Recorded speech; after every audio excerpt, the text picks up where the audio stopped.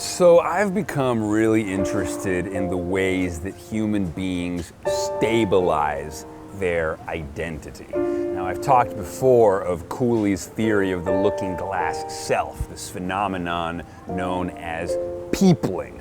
In other words, we come to be, we emerge as a thinking mind through the interfacing, through the socialization with other thinking minds. I am not who you think I am not who I think I am who I think you think I am. And so we only emerge as a self by creating first a mental model of the other person's interior world, and then furthermore, creating a mental model of that person's mental model modeling of us. And so it is constantly through this reading and misreading of other minds that we kind of force a coherent self. And this is very interesting because we end up stabilizing this identity through building bridges with all these different kinds of people and forming all these kinds of interpersonal relationships, and we kind of adjust our sense of self depending on who we're with. You're a different person with your friends, you're a different person with your parents, you're a different person with your siblings and or children. And this is a fascinating idea.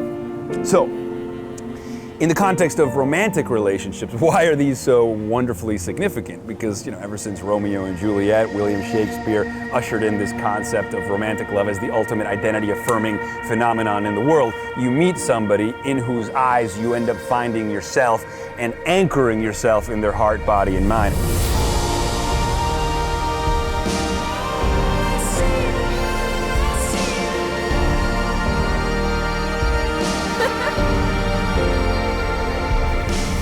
What happens when you break up? What happens when a relationship doesn't work? Why is romantic heartbreak a kind of death practice? Because human beings literally and without reservation go through an identity dissolving experience. To break up with a romantic partner is to see yourself dissolve in the eyes of the way that they used to see you.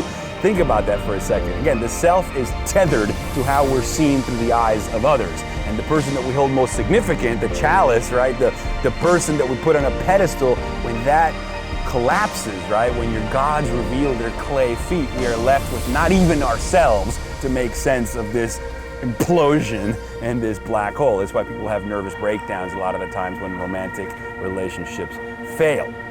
Now, I've had my own experiences of impassioned romantic unfoldings, and I've seen them disappear before my very eyes, and I'm telling you, it's a difficult thing to get through. I mean, to witness your own identity dissolve and see your tetherings and anchors implode is a journey. It's certainly it's an experience, and I guess my advice to people is learn to distribute yourselves and diversify your stock, so to speak. Don't put all your eggs in one basket. And I know that doesn't sound too romantic, but I think it's the only way to save yourself in the face of certain kind of hardship. So yeah.